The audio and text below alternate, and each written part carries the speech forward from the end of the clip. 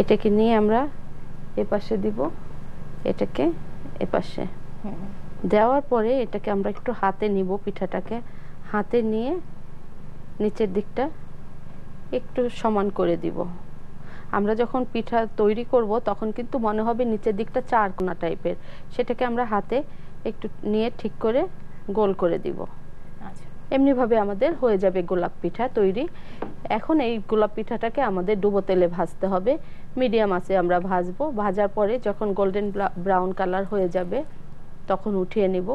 উঠাবার পরে এটা ঘন শিরার ভিতরে দিব আমরা। ঘন শিরা মানে 1 কাপ চিনির সঙ্গে আমি হাফ কাপ পানি নিয়ে যখন বলক উঠবে, আঠালো একটা ভাব চলে আসবে, তখন সেই শিরার ভিতরে দিয়ে সঙ্গে সঙ্গে তুলে নিব। আমরা শিরার মধ্যে কিন্তু চুবিয়ে রাখবো না, যদি চুবিয়ে রাখি তাহলে পিঠাটা নরম হয়ে যাবে, আর নরম হয়ে গেলে সেটা কিন্তু সংরক্ষণ করা যাবে না।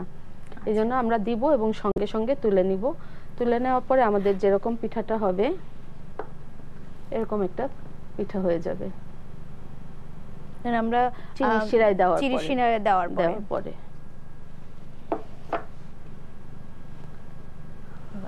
তৈরি হয়ে যাবে আমাদের গোলাপ পিঠা।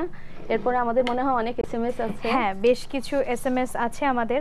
আমরা কি এর পরবর্তীতে পিঠা দিতে যাব না, কি এসএমএস দেখবো আমরা? এসএমএস আমাদেরকে অনেকে এসএমএস করেছেন। তার ভিতরে আলো জানতে চেয়েছেন বো পিঠা তৈরির উপকরণগুলো কি কি। বো পিঠা তৈরি আমরা এই যে গোলাপ পিঠাটা তৈরি করলাম একই নিয়ম, শুধু আমরা রুটি বেলে কেটে নিব, কেটে ডিজাইনটা করব, তারপরে এই নিয়মে আজকে যে আমরা গোলাপ পিঠা তৈরি করলাম এই গোলাপ পিঠার নিয়মেই আমরা বো পিঠাটা তৈরি করব। আচ্ছা, আমাদের কাছে আরো জানতে চেয়েছিলেন নোভার্টি নকশা পিঠার ডো কিভাবে তৈরি করা যায়। জি আপু, নকশি পিঠা যে ডো তৈরি করব, কাইটা তৈরি করব, কাইটা তৈরি করাই আমাদের মেইন। ওটা যদি ভালো না হয় নকশি পিঠাটা ভালো হবে না। আমি কিছুক্ষণ আগে যেটা বললাম যে আমরা একটা ডো তৈরি করার সময় পানিটাকে অবশ্যই ভালো করে ফুটাতে হবে। খুব ভালো যখন পানি ফুটবে, লবণ এবং পানি ফুটে ওঠার পরে আমি চাউলের গুঁড়া দিব। দেওয়ার পরে নাড়বো না সঙ্গে সঙ্গে। অনেকে আছে কি পানির মধ্যে পানি ফুটলে সঙ্গে সঙ্গে চাউলের গুঁড়া দিয়ে নাড়তে থাকে, তাহলে কি হয় আপনার চাউলের গুঁড়ার ভিতরে দানা দানা ভাব চলে আসে। আর আমি চাউলের গুঁড়া দেওয়ার পরে সব গুঁড়াটা যখন দেওয়া হয়ে যাবে এবং পানি যখন খুব ভালো চারিপাশ থেকে বলক উঠতে থাকবে তখন যদি নাড়া দিয়ে মিলিয়ে দেই ওই কাইটা খুব ভালো হয়।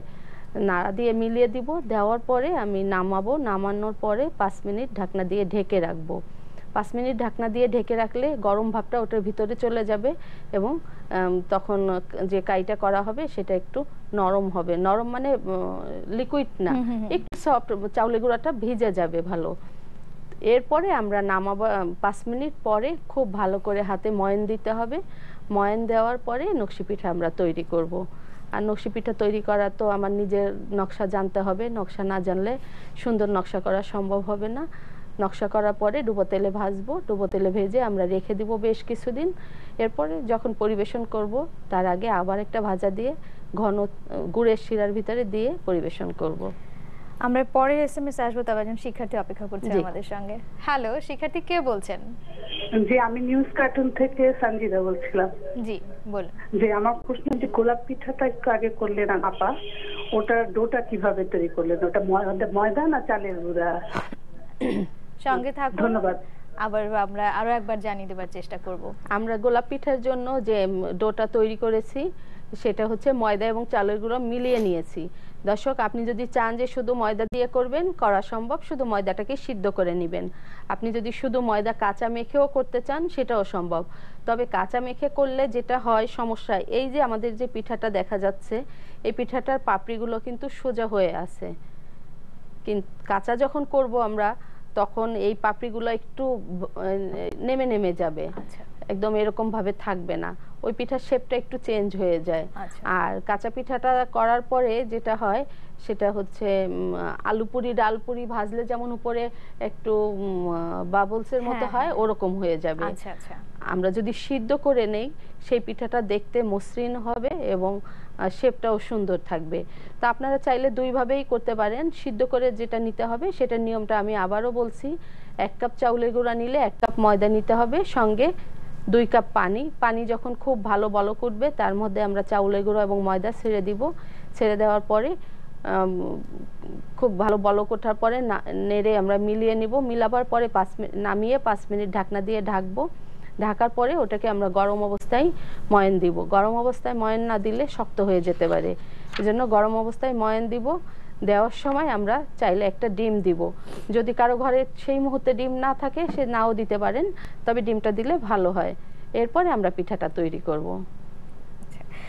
আমাদের কাছে বৃষ্টি এসএমএস করেছেন, উনি যখন চিতই পিঠা তৈরি করেন সেই চিতই পিঠাটা ভেজানোর পরে শক্ত থাকে, নরম করা যাবে কিভাবে পিঠাটা? আসলে চিতই পিঠা যখন তৈরি করে তখনই উনি বুঝতে পারবে যে ওনার পিঠাটা ভিজবে কিনা।